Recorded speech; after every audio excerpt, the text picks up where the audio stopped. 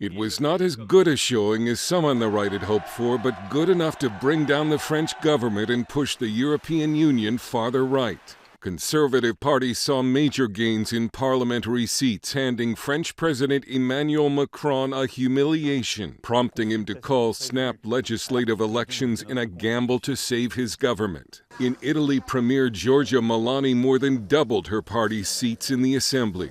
And in Germany, despite being hounded by a scandal and negative media coverage, the conservative Alternative for Germany party still rallied enough seats to outgain Chancellor Olaf Scholz's left-wing Social Democrats. This AfD supporter said the future belongs to us. In France, the president of the National Rally Party, Jordan Bardella, told supporters a wind of hope has risen in France, and it's only just begun.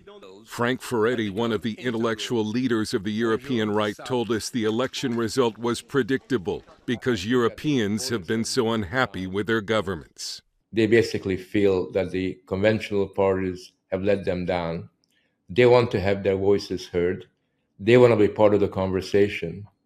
And they basically want to have parties that speak like they do, rather than the way that the cultural elites speak. And it's as simple as that.